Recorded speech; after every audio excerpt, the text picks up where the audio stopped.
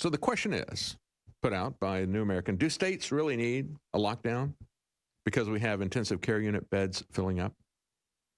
And they're right about this. The left always wants to ration goods and services because they think they're scarce.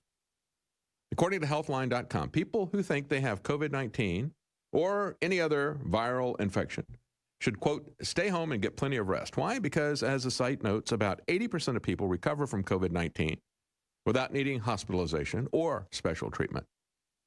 As a matter of fact, they talk about the statistics put out by the Journal of the American Medical Association, JAMA, and as the curve was ramping up, they took a look at what was happening when they got tests at the hospital. They said they tested 16,000 people, and of them, they found 8% were positive. That means 92% didn't have it.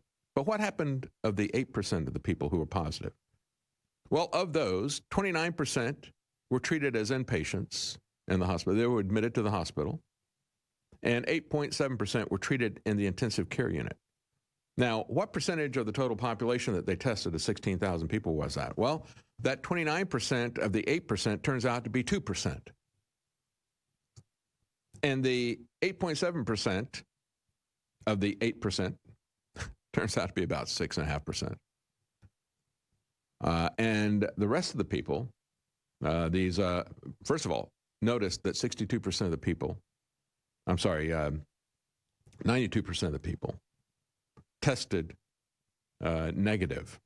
But, you know, when we look at what happened with Florida, we now have that report I put out yesterday that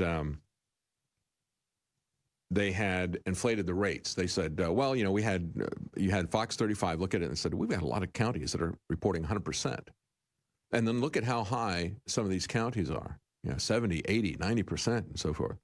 They found one county that it was 9.4%, and they reported it as 98% positive. Another one that they had 6% of the people who tested positive, and they reported that as 76%. Now, they're trying to spin that now. And so you have ABC come in after Fox News did that report and said, what's going on? They went to the hospitals and said, no, here's the data. We tested only 6% of the people positive. They said, well, it was 76%.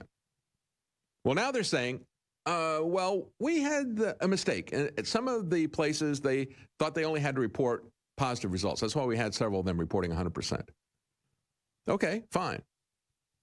You didn't report any negative cases.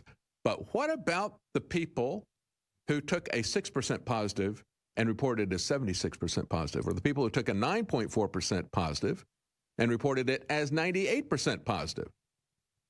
That does not explain it away.